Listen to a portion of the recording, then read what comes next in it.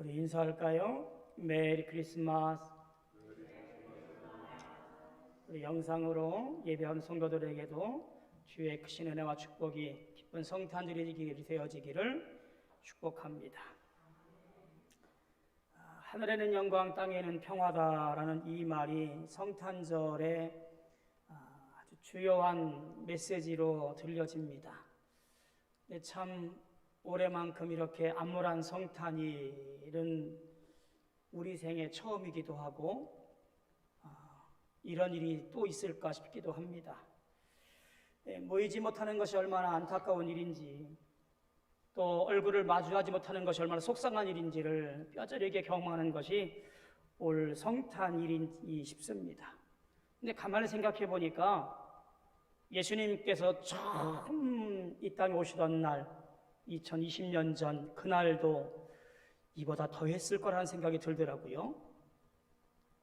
압제가 심했고 더 어두웠고 죄가 만연했고 아마 더 심했을 예수님의 첫 번째 성탄일, 그날에 희망으로 오신 예수님을 생각할 때 어쩌면 우리 이와 같은 암울한 성탄일에 주님은 오늘 희망으로 우리에게 오신 줄로 믿고 감사합니다. 절망 중에 기쁨으로 오신 것을 기억하면서 우리가 조금 더 이겨낼 수 있는, 그래서 기쁨의 노래를 부를 수 있는 우리 모든 성도 되어지기를 축복합니다. 성탄일이 되어지면 생각나는 이야기가 한 가지 있습니다. 믿음 좋고 성실한 어느 구두 수선공이 있었습니다. 늘 주님과 교제하며 말씀을 가까이 하는 수선공이었는데요, 어느 날 밤 꿈속에서 이런 음성을 들었습니다. 아무개야, 내가 내일 너를 찾아가마. 꿈에서 깬 이 구두수선공은 얼마나 가슴이 들떴는지 아침 일찍 가게 나와서 가게를 청소하고 먼지를 털고 가게 문 밖에도 빗자루질을 해서 청결하게 나왔습니다. 그런데 기다려도 아무 소식이 없는 거예요. 꿈뻑꿈뻑 졸고 있는데 걸어다니는 사람들은 보기 드물고 멀찍이 누더기를 걸친 한 노파가 뚜벅뚜벅 걸어오고 있는 거예요. 그의 발은 뻘겋 발에 지나서서 시퍼런 신발도 제대로 못 신는 그런 노파가 걸어오고 있었습니다. 갑자기 그의 마음에 치근한 생각이 들어서 그 노파를 들어오라고 가게를 청합니다. 그리고 그가 갖고 있던 신발을 하나 그에게 선물을 했고요.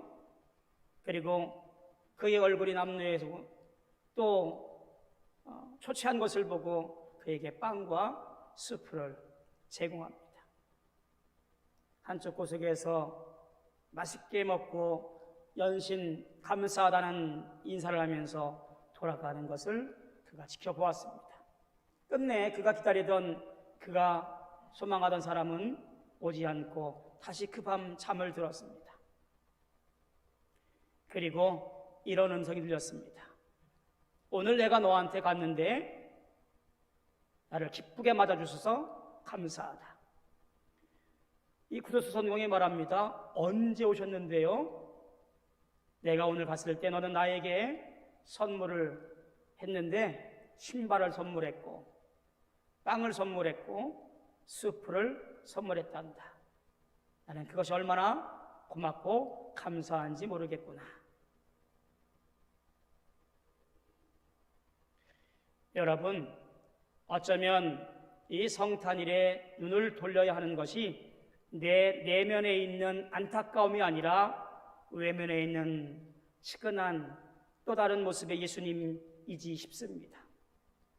기독교가 이렇게 전 세계적으로 부흥할 수 있었던 것은 어려운 때에 오히려 눈을 돌려서 위로하고 사랑을 나누고 함께 아파했던 이유가 너무나 많이 있습니다. 어려운 때에 암울하지만 쓸쓸하지만 힘들지만 그러나 우리는 이것에 끝나지 아니하고 주의 사랑 간직하고 우리의 사랑을 전할 수 있는 그런 멋진 우리 신앙인들 되어지기를 주님의 이름으로 소망하며 축복합니다. 2020년 성탄절 아침, 오늘 아침에 우리가 생각해 봐야 되는 것은 도대체 예수님께서 이 땅에 오신 이유가 무엇이고 그것이 무엇이 중요하냐라는 것에 관심을 가지면 좋을 것 같아요. 성탄, 예수님께서 거룩한 모습으로 이 땅에 탄생하신 의미가 도대체 뭐냐? 가장 중요한 이유가 있습니다. 그것이 무엇이냐면 바로 임마누엘이라고 하는 거예요. 이 땅에 오신 가장 중요한 것, 성탄의 중요한 의미, 그것은 예수님의 이름처럼 내가 너희와 함께 하겠다라는 그 놀라운 약속이 이루어진 날이기 때문에 그렇습니다. 이사야 7장 14절에 보니까 그러므로 주께서 친히 징조를 너희에게 주실 것이라 보라 처녀가 잉태하여 아들을 낳을 것이요 그의 이름을 임마누엘이라 하리라. 8장 8절에도 보니까 임마누엘이여 그가 펴는 날개가 내 땅에 가득하리라 하셨느니라 라고 이사야 선지자가 이미 오래전에 예언하고 또 일러 주었습니다. 결국 마태복음 1장 23절에 보니까 보라 처녀가 잉태하여 아들을 낳을 것이요 그의 이름을 임마누엘이라 번역한즉 하나님이 우리와 함께 계시다 함이라. 할렐루야. 성탄의 중요한 의미는 하나님이 우리와 함께 하심에 대한 징표이기 때문에 성탄이 중요하고 의미가 있다라는 이야기예요. 그저 저 멀리 있는 저 너머 어떤 세계에 있는 신적인 존재가 아니라 오늘 내 삶에 찾아오셔서 나와 함께 하시는, 나와 동행하시는, 함께 울고 함께 우는 그런 하나님의 모습이 바로 성탄하신 아기 예수 임마누엘이라는 이야기입니다.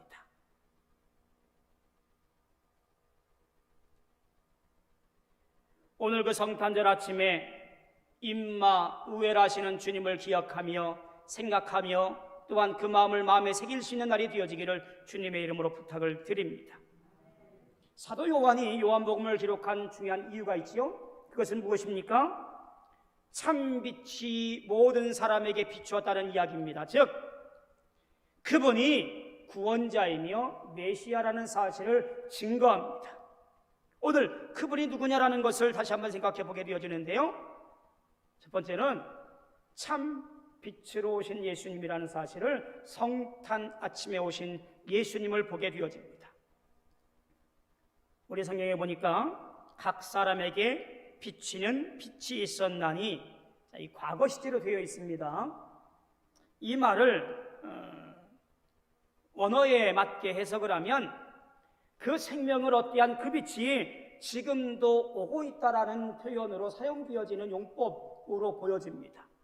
그저 과거에서부터 과거로 끝나는 것이 아니라 오늘도 그 빛이 오고 있고 앞으로도 그 빛이 계속해서 비칠 것이라는 이야기예요.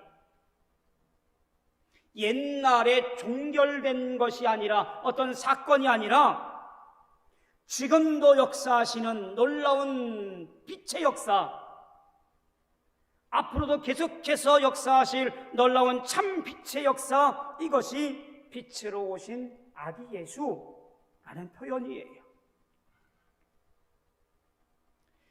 그러했던 것처럼 앞으로도 그러할 예수님의 역사를 우리는 기대합니다. 그것이 바로 우리가 바라고 있는 예수 그리스도의 역사예요. 2000년 전 이 땅에 새로 태어나신 분, 그분이 우리처럼 몸을 입고 이 땅에 오셨음을 우리는 알게 되어집니다. 그때 말씀으로 계셨다라고 그랬지요. 세계가 지음받기 전 하나님과 함께 계셨는데 그 주님께서 이 땅을 창조하시고 다스렸던 때를 이야기합니다. 만물이 그로 말미암아 지음받았으니 지은 것이 하나도 그가 없이는 된 것이 없느니라. 이 말은 무슨 얘기예요? 예수님에 의해서라기보다는 말씀 대신 예수님을 통하여 바로 이 모든 역사가 이루어졌다라고 하는 것을 이야기합니다. 그 놀라우신 성자이신 예수님께서 오늘 이 땅에 빛으로 생명으로 오셨다는 말씀이에요. 그분이 만드신 이 세계가 죄로 인해 어두워지자 그 빛을 다시 한번 재창조할 참빛으로, 신이 빛으로 오셔서 모든 죽음의 그림자를 다 몰아내고 신이 생명의 빛을 밝힌 사건, 그것이 바로 성탄 참빛으로 오신 예수 그리스도의 사건인 것을 보게 되어집니다. 지금 코로나 시대에 빛으로 희망으로 오고 있는 것이 무엇이지요? 그게 백신이랍니다. 최근에 미국 의사들의 인터뷰를 보니까 한 줄기 희망을 보았다라고 평을 합니다. 백신을 맞으면서.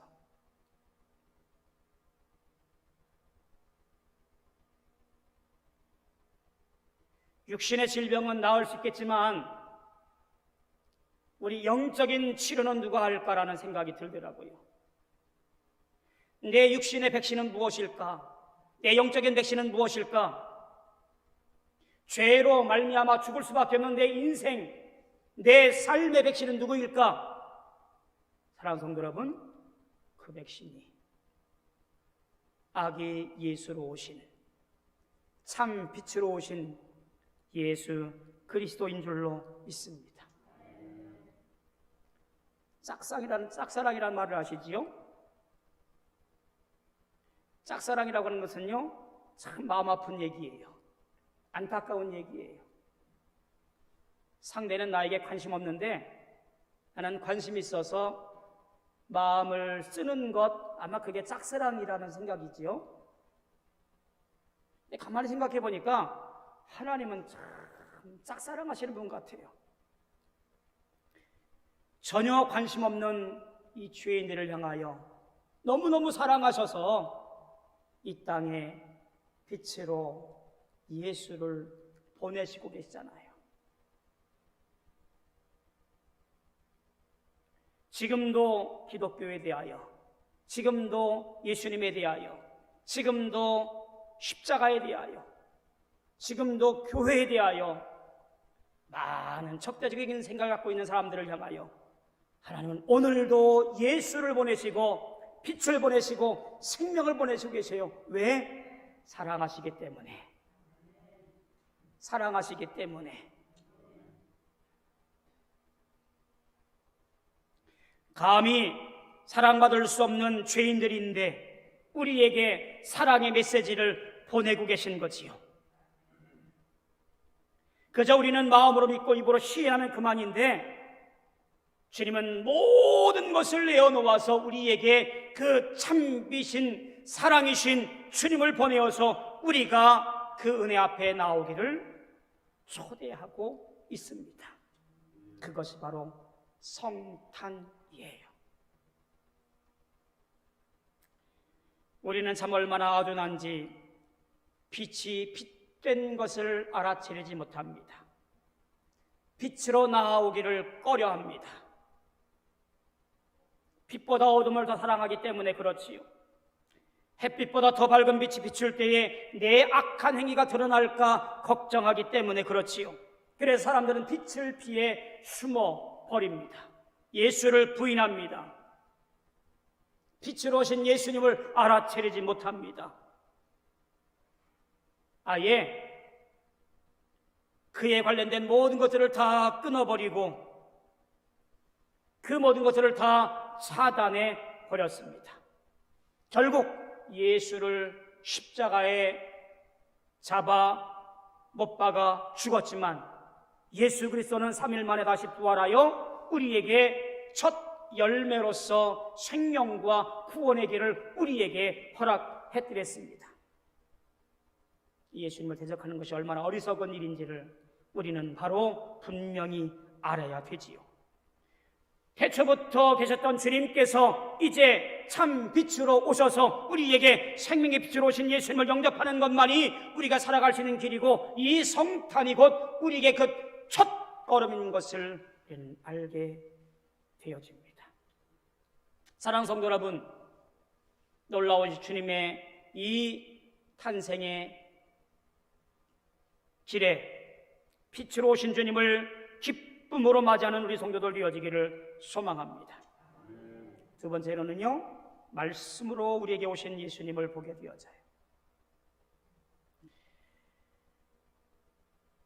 말씀이 육신이 되어 우리 가운데 거하심에 우리가 그의 영광을 보니 아버지의 독생자의 영광이요 은혜와 진리가 충만하더라. 여러분, 이 말씀이 얼마나 놀라운 말씀인지 잘 보셔야 됩니다. 우리 가운데 거하심에라는 이 말은요, 어떤 의미냐면, 원어의 적인 의미를 따지면 거한다는 말은 뭐냐면 장막을 친다라는 말이에요. 우리 가운데 장막을 친다라는 말이에요.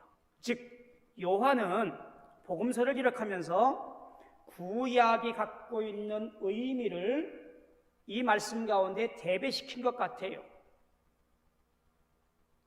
광야에서 이스라엘 백성들 앞에 하나님께서 이렇게 말씀합니다.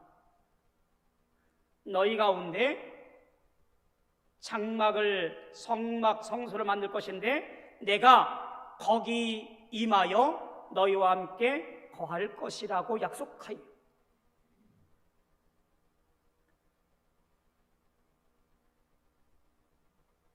존엄하신 하나님께서, 거룩하신 하나님께서 죄와 절망과 고집과 욕심과 이기적인 사람 가운데 친히 내려오셔서 임재하시는 은혜가 이스라엘 광야 삶 가운데 등장하거든요. 그게 거한다라는 말이에요. 장막을 친다라는 말이에요. 근데 복음서에 보니 말씀이 육신이 되어 우리 가운데 거하심에 라고 표현되어지고 있는 거예요.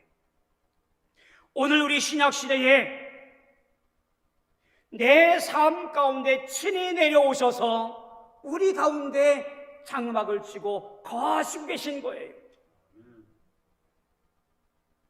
죄로 인해 죽을 수밖에 없는 우리들인데 우리 가운데 거하셔서 우리의 모든 생각을 하시고 우리와 함께 동행하시고 우리의 모든 죄를 다 사하셔서 우리로 하여금 주의 길을 걸어가도록 인도하시고 불과 구름 기둥으로 함께 하시는 놀라운 역사를 베풀겠다라는 놀라운 축복의 말씀이 우리 가운데 거하심에 라는 이 말씀이에요.